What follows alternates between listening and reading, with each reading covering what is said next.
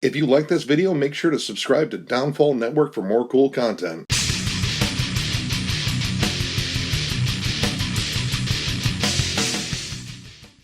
What's up, everyone? Thralls here. Once again, I am Necrotic. I'm Jammin John. And we have an album review for you. And this is a debut full-length. We are going over the debut full-length, obviously, of Cult of Lilith with their new album, Mara. This comes out on the 4th of September on Metal Blade Records. They have one other EP, and they are from Reykjavik, Iceland. I know I screwed that up. I'm sure I did. But they've only been around since 2015, so they're a fiercely young band, and man, do they have a lot of ideas. Because this album is, well, I mean, the opening track is called Cosmic Maelstrom, and Maelstrom is a great descriptor for the entire album. Yes. Just all over the map. Like, starting this song, just Black Dahlia Murder. Right off the bat. Fiercely Black Dahlia Murder. It's mellow death meets modern death metal. The drum work is fiercely precise and just pummeling, lots of blast beats. Now, the vocals are a little bit different. Now, when it comes down to the higher screams on this song, and believe me, it changes from song to song. Yes, it does. Very Trevor Strnad, I can't pronounce your last name, sorry, dude. Very similar to his higher register, but when he gets down lower, it's closer to like Phil Bozeman from Whitechapel. It's kind of has that hardcore belt to it, and that is pretty much like prevalent on the entire album. When he gets down low, it's almost kind of deathcore-ish. And there are a couple deathcore-ish moments in this album. But there are a lot of other moments on this album, because this is just nuts. Very similar to like Aborted and Benighted and spots here. Like this opening track is one of the more normal tracks. They like to pepper in a lot of extra stuff. Yes. Namely keyboards, and this time the keyboards sound a lot like a harpsichord, and other times they kind of sound more like Depeche Mode-like synths. Other times they're more symphonic. Other times they're just a noise in the background that you go, wait, was that there? Yeah, or you go, why was that there? That's more, I think, what you want to touch on. And vocally, I think this guy is very talented. I think this whole band is very talented because there is a lot of stellar musicianship on here. But vocally, this guy seems like he's able to really emulate a lot of different styles of vocals. Like there are some really good cleans on here. Actually, it remind me a lot of Robert Paulson from Volbeat, which is kind of an odd comparison, but it's there. It's like he took every influence that he absolutely loved and tried to incorporate that vocal styling into a song. Yes. You'll get there. He also loves Meshuggah, which you definitely hear on Comatose, which just really screams Meshuggah mixed with strapping young lad circa Alien, because this isn't the more straightforward strapping young lad. This is the let's see how crazy we can make this album Alien. Yes. Strapping young lad. Yep. So yeah, Fear Factory to strapping young lad to Meshuggah. And then beyond. Yeah, and then beyond into like the Deftones, but instead of Chino, it's a guy that smokes 3 packs of cigarettes a day, and he's on meth, and he's talking to you. You're stuck in this conversation. And vocally, he does a lot of stuff, like not only just like fast cadences, but like slow, deliberate barks, and just rapid fire spoken word bits, kind of like the crazy little interlude. It does sound like a fit. It really does. It sounds like the bassist is there to calm him down with some soothing bass licks, and he's just not having it. He has so much on his mind. Now, Purple Tide, which I believe was one of the singles, actually, I think they did a video for that one. The synths that open it just remind me instantly of Stranger Things. Like, it has that 80s synthwave sound, and then just goes right into like a groovy, decapitated sort of like, you know, pulsating stomp. Yep, but with Haken's keyboardist. Yeah. And it has that same sound, it has that same kind of like jazzy, funky keyboard sound too. Like there's a brief section where it's like a Hammond organ solo, which it kind of fit with where the song was, but then that just kind of moves right into a guitar solo, and I kind of like that transition. It was kind of an odd transition, but it kind of worked. Yeah, it was actually kind of cool. It was like, oh, we get a keyboard solo, I guess. There's a lot of that. There is a lot of that.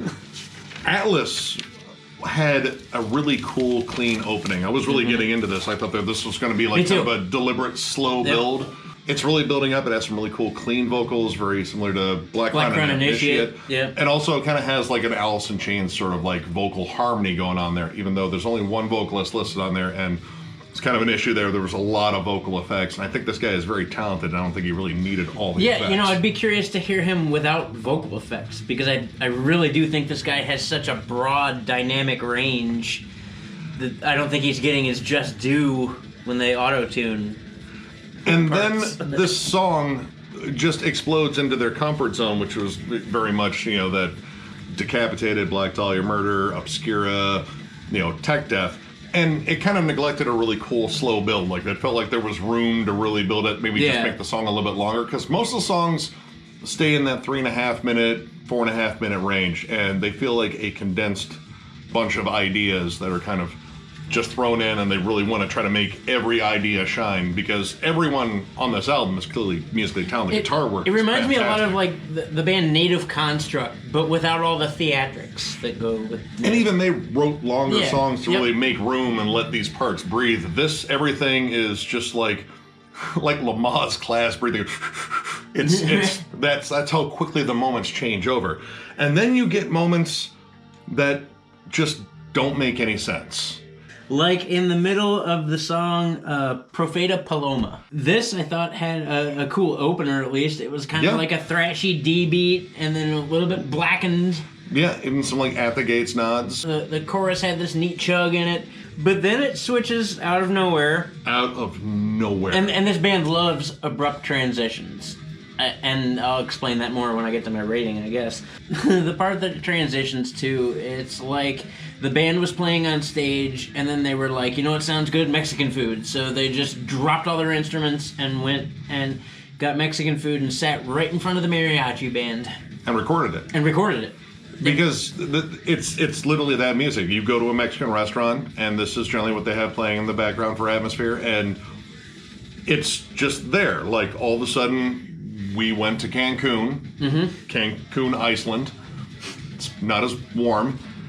And it just kind of hangs out for a bit. And honestly, it kind of bugged me that this part hangs out longer than a lot of other cool parts on here. Actually, this part may be, if you listen to this entire record, this part may be the longest part that they keep going. Yeah. Without a change up. It's like a minute and a half of a mariachi band. And then abruptly just shifts back to the regular programming and beatdowns, and you're pretty much just left there going, huh? Right. It's as if the whole band was never in Cancun. Yeah.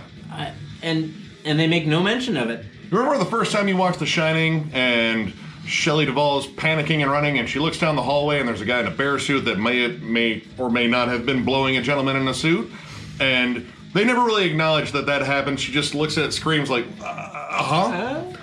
That's that moment. Yep. That is 100% this moment. And you're just kind of left there going, why?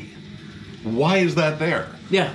It really didn't serve the song in any other way other than be a what the hell moment. Fully speaking in Spanish too. The other languages, you can make a pop up again on the last track, Les Super de Fantôme. I don't speak French or Italian, but he's speaking Italian in this, and honestly, this one is, I think, one of the better tracks. I think it's more straightforward, even though it has a lot of elements. It's very similar to Flesh God Apocalypse. It's very symphonic. In fact, there's Italian lyrics. Italian opera lyrics.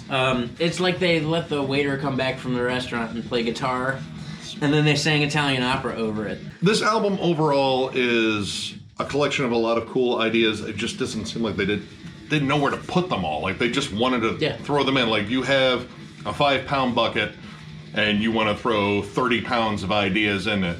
And honestly, I think maybe if the songs were a little bit longer, maybe you could let these moments breathe, let them stick out, because most of the stuff, it just happens rapid fire and they're very quick. It felt like yelling it like a 3-year-old. Stop it, put that down, don't put that there. What are you doing? Oh my God. Where'd you get a mandolin? Right.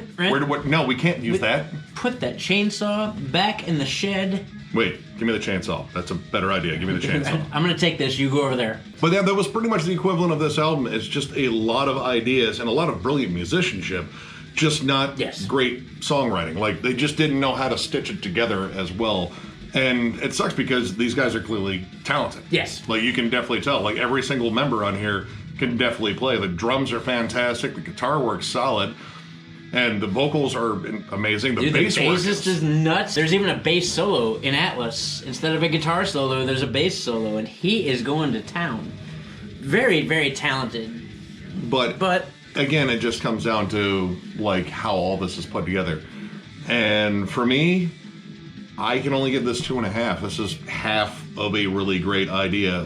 I think it just comes down to the songwriting mainly. Like, there's definitely a lot of talent in here, and you know, they're definitely incredible at their musicians. It's just stitching all this together to make cohesive songs, and maybe not throw every idea in there. Maybe some ideas should be left on the table, you know, like some bridges we brought up. Or you can put it in a song, but you'd want to make them longer parts to make it more cohesive. Yeah. Like when bands like Between the Buried and Me do it, throw in everything, you know, except the kitchen sink, and then sometimes But you get a 13-minute song. But you're right, you get a 13-minute song, and it all flows really nicely, and there's only, you know, from here to there, a couple times where you may go like, eh. So yeah, 2.5 stars. I don't think necessarily this is a bad album. It's just really not what I'm into, and these songs didn't really stick with me. I'm gonna give it 3. The musicianship alone was worth 3. While very scatterbrained, there were some really tasty, groovy, chuggy parts. It was entertaining. I couldn't even write down for it took us like an hour and a half to listen to a 40-minute album because we kept stopping it like, hold on. Looking at each other like, do you know what happened? Why did that happen? And that's my thing. Like, if you're gonna do that, put some more thought into it. You're not here to make a casserole. If you want to serve a 5-course meal, that's one thing, but I don't want all that crap in a casserole. Thrown in like, oh, we don't have salt, I have deodorant. Cool.